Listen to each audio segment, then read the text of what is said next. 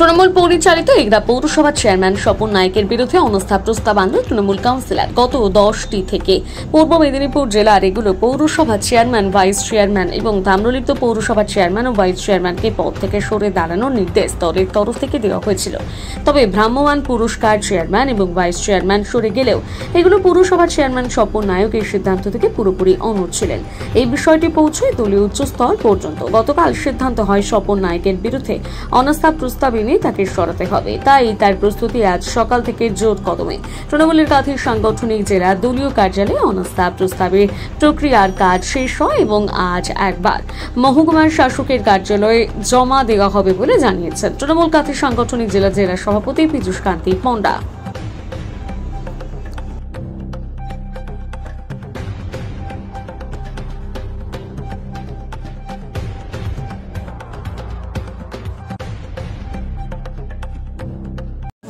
দাদা, দীর্ঘ তালবাহানার পর আজকে আপনারা এগুলা পৌরসভার চেয়ারম্যানের বিরুদ্ধে আজকে অনাস্থা আনার প্রস্তুতি চালিয়েছেন, কি বলবেন?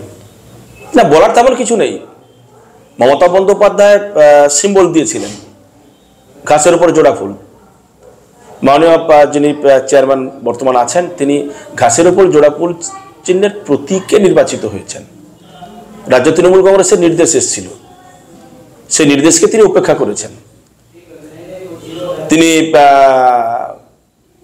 আর ইন্ডিপেন্ডেন্ট তো তিনি নন। তাহলে দলের নির্দেশকে যারা উপেক্ষা করে নিজস্বতা দেখানোর চেষ্টা করবেন, দলে তাদের কোনো স্থান থাকবে না।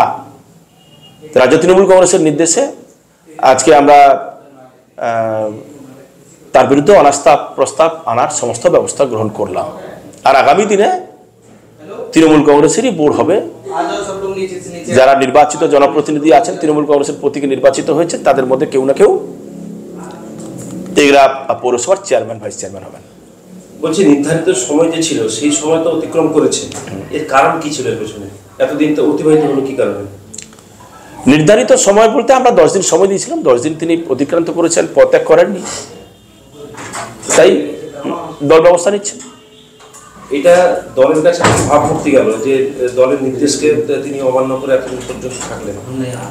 যারা দলের নির্দেশকে উপেক্ষা করে মমতা বন্দ্যোপাধ্যায়কে অপমান করবেন বলে ভেবে বসে থাকেন, তাদের দলে কোনো স্থান থাকবে না। আগামী দিনে আরো অনেক দেখতে পাবেন আপনি। চেয়ার পদ থেকে সরে যাওয়ার ক্ষেত্রে কোথাও কি কোনো আর্থিক দুর্নীতি বা কোনো মানুষের পরিষেবা নিয়ে কি কোথাও কোনো অভিযোগ রয়েছিল? রাজ্য তৃণমূল কংগ্রেসের নেতৃত্বরা গত 2-3টে ইলেকশনে যে সমস্ত এলাকাগুলিতে নির্বাচন হয়েছে এবং সেই নির্বাচনে তৃণমূল কংগ্রেস ভালো রেজাল্ট করতে পারেনি, ওইসব এলাকার যারা নেতৃত্ব আছেন তাদেরকে এক এক করে সরানোর প্রক্রিয়া চালু হয়েছে। এটা তার পার্ট। পৌরবাসীর কাছে কি বার্তা যাবে এটা নিয়ে? এগরা পৌরবাসীর কাছে বার্তা ভালোই যাবে। মমতা বন্দ্যোপাধ্যায়ের সঙ্গে মানুষ আছেন, মানুষ মমতা বন্দ্যোপাধ্যায়ের সঙ্গে আছেন। কিছু মানুষ মমতা বন্দ্যোপাধ্যায়ের সঙ্গে থেকে মানুষের সঙ্গে বেইমানি করছেন, তাদেরকে একে একে সরিয়ে দেওয়ার প্রক্রিয়া এখন চালু হল।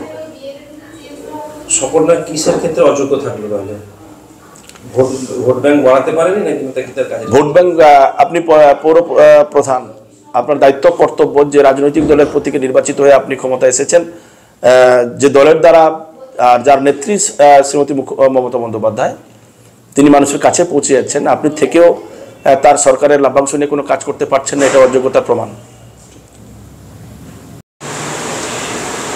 বেশ কয়েকদিন আগে রাজ্য নেতৃত্ব জেলা সভাপতি মারফত এগরা পুরসভার চেয়ারম্যানের কাছে বার্তা পাঠিয়েছিলেন স্টেপ ডাউন করার জন্য, পদত্যাগ করার জন্য। কিন্তু আজকে অনেক দিন হয়ে গেল তিনি পদত্যাগ করেননি, উল্টে আজকে বোর্ডের মিটিং পর্যন্ত ডেকেছেন, ডেভেলপমেন্ট মিটিং। ফলে স্বাভাবিকভাবে চেয়ারম্যান দলের বিরুদ্ধে তার অবস্থানটা স্পষ্ট করছেন। তো স্বাভাবিকভাবে তিনি নিজে থেকে রাজ্যের নেতৃত্বের নির্দেশ মেনে সরে গেলে বা পদত্যাগ করলে নিশ্চিতভাবে দলের কাছে তার ভাবমূর্তি বৃদ্ধি পেত। কারণ যে দল তাকে টিকিট দিয়েছে, যে দলের টিকিটে তিনি নির্বাচিত হয়েছে, যে দল তাকে চেয়ারম্যান করে সম্মান জানিয়েছে, সেই দলই তাকে পদত্যাগ করার নির্দেশ দিয়েছে। তো তিনি মানেননি। স্বাভাবিকভাবে আজকে আমাদের তৃণমূল কংগ্রেসের অন্যান্য কাউন্সিলররা রাজ্যের নির্দেশে নো কনফিডেন্স মোশন আনার জন্য দরখাস্ত রেডি করেছে, আজকে তারা জমা দেবে। দেখা যাচ্ছে যে এগরা পৌরসভা ত্রিসংখ্য বোর্ড, তাতে অনাস্থা আনলে কি সমর্থন আবার পেতে পারে? এই সমস্ত রাজনৈতিক বিষয় আশয় এগুলো আমরা ঠিক বুঝে নেব। অনাস্থাকে কিভাবে পাস করতে হবে, অনাস্থা কিভাবে আমরা জিতব, সেটা আমরা নিশ্চিতভাবে পরিকল্পনা আমাদের আছে, রাজ্য নেতৃত্বের নির্দেশ আছে, সেটা আমরা দেখে নেব। এগরা পৌরসভার চেয়ারম্যান স্বপন নায়ক বাবু দলীয় নির্দেশকে অমান্য করেছে। স্বভাবতই তৃণমূল তার রাজনৈতিক লজ্জা বাঁচাবার জন্য অনাস্থা প্রস্তাব এনেছে। এখন গঠনমূলক বিরোধী দল হিসাবে বিজেপি নজর করছে তৃণমূল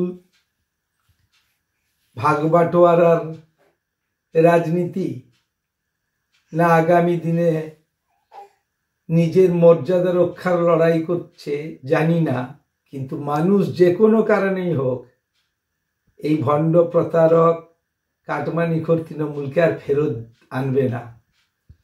তাই যে ভাবনাই করুক না কেন, যতই ছলচাত্রি করুক না কেন, মানুষ এমনকি তৃণমূলের কর্মী সমর্থক যারা ছিল তারাও তৃণমূল থেকে মুখ ফিরিয়ে নিয়েছে।